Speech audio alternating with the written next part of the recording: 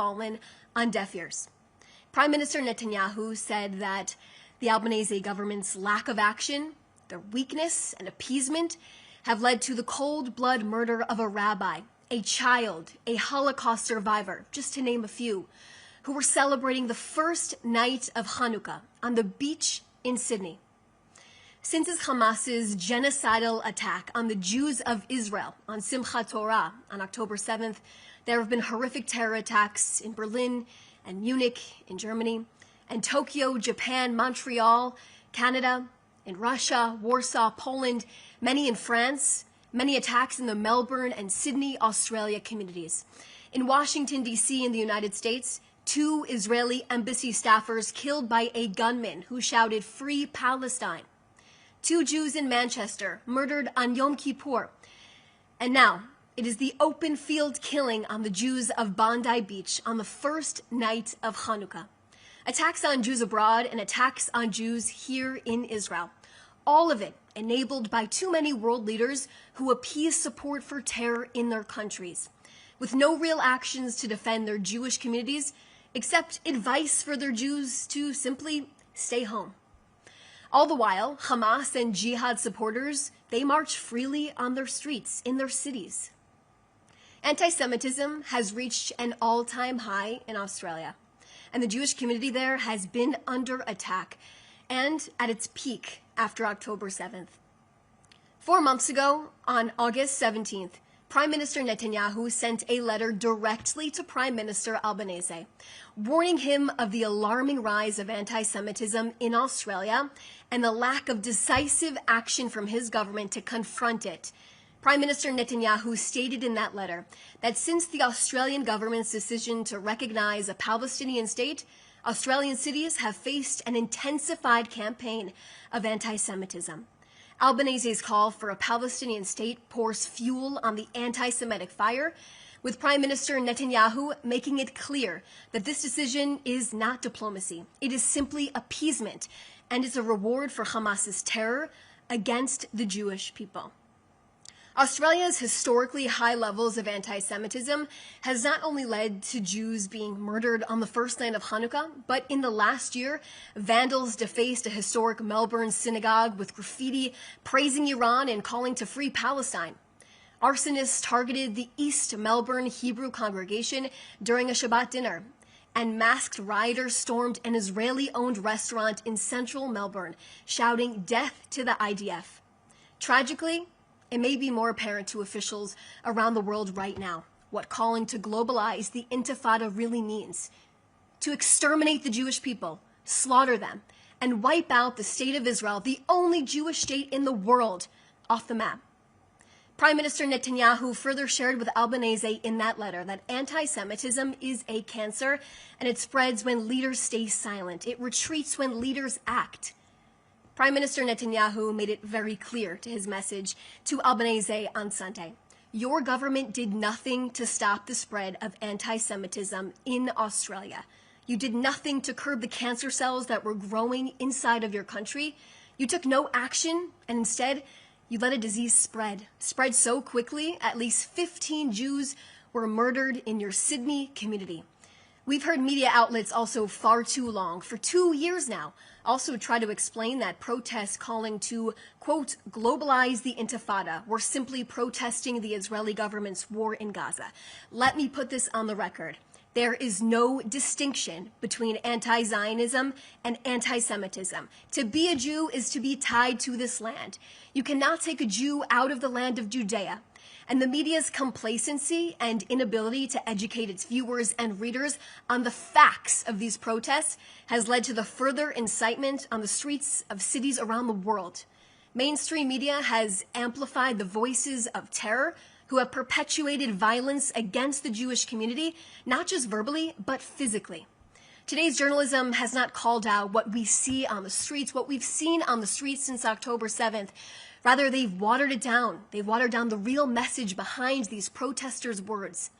18 hours after our Jewish community was massacred in Sydney, a violent protest erupted outside a concert hall in Amsterdam for a Hanukkah celebration, with some protesters in the crowd calling to, quote, kill the Jews.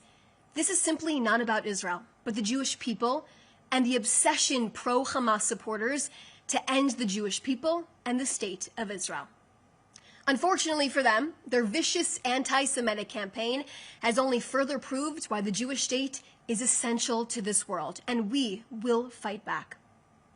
We mourn our Jewish brothers and sisters who were viciously taken from us, including the Chabad rabbi of Bondi, who worked to spread Jewish light to his community and touch lives right here in Israel.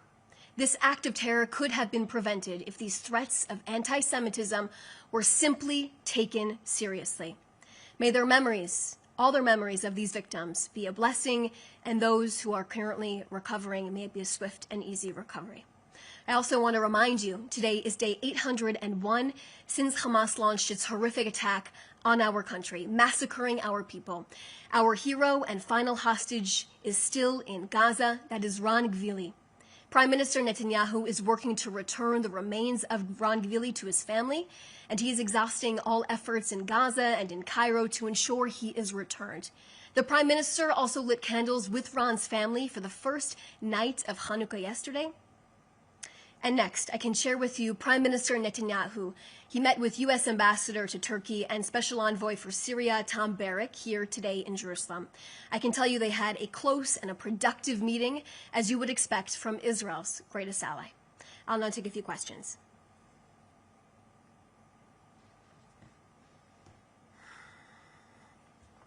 Okay, first question from Or Shaked.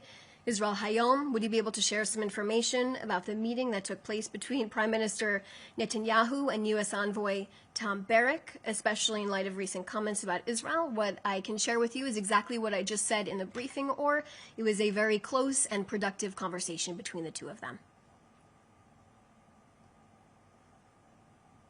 Okay. Stephen Shear from Reuters.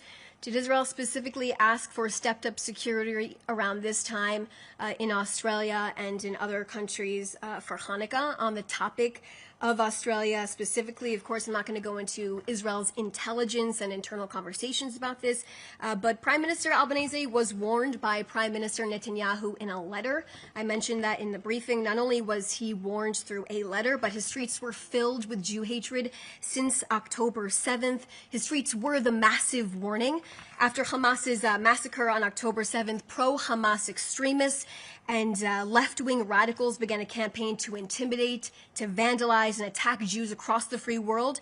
Prime Minister Netanyahu wrote in that letter specifically in Australia. The campaign intensified under Albanese's watch.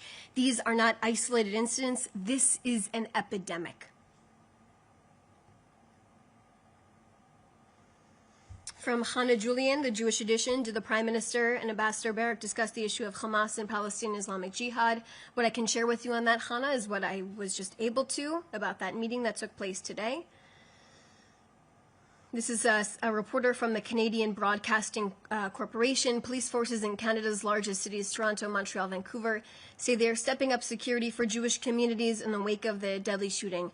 What do you make of this? And if I may ask a second question, do you have a comment on 6 Canadian members of Parliament intending to visit Jerusalem and the West Bank, Judea, and Samaria starting tomorrow? I don't have any information to share with you on that right now. I just will mention this horrific attack that took place yesterday. To see our fellow Jews inside of this community speaking even on camera with blood all over their faces, blood on their hands.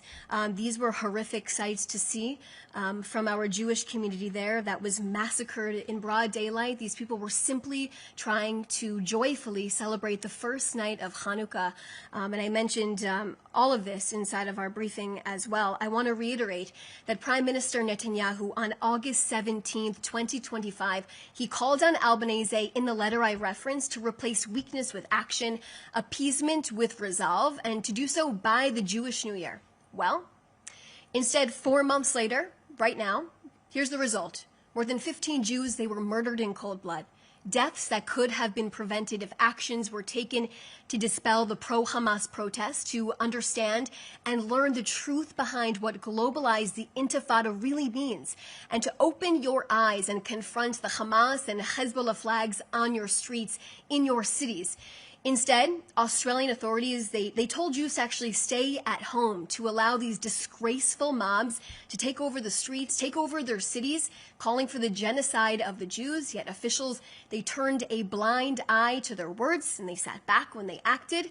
Appeasement never moderates radicals, and it radicalizes the streets. In fact, it starts on the streets where these horrific protests we've seen over the last 2 years have taken place.